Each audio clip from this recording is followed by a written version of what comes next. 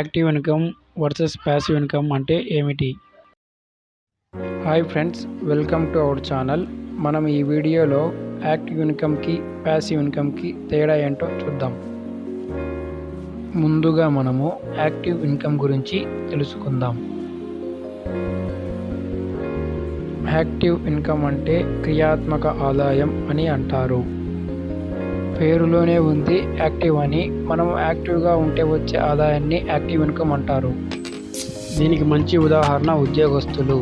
ఎందుకంటే వారు ఉద్యోగం చేస్తేనే ఆదాయం వారికి వస్తుంది కాబట్టి. వీరు ధనవంతులుగా మారడం చాలా కష్టం.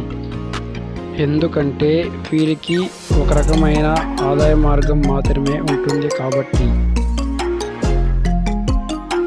ఇప్పుడు మనం ప్యాసివ్ ఇన్కమ్ అంటే ఏమిటో చూద్దాం. ప్యాసివ్ ఇన్కమ్ అంటే నిష్క్రియాత్మక ఆదాయం. అంటే మనము పని చేయకపోయినా వచ్చే ఆదాయాన్ని ప్యాసివ్ ఇన్కమ్ అని అంటారు. దీనికి మంచి ఉదాహరణ మన దగ్గర ఉన్న ప్రాపర్టీ పైన వచ్చే ఆదాయం. అంటే ఇంటిపై వచ్చే అద్దె, షేర్ మార్కెట్ రిటర్న్స్ మొదలైనవి. వీటినే ప్యాసివ్ ఇన్కమ్ అంటారు. ధనవంతులకి ఎక్కువగా ప్యాసివ్ ఇన్కమ్ ఉంటుంది కాబట్టి వీరు త్వరగా ధనవంతులు అవుతారు. మనము కూడా మన ఆదాయాన్ని ప్యాసివ్ ఇన్కమ్గా మార్చుకోగలిగితే మనము కూడా ధనవంతులం అవ్వవచ్చు.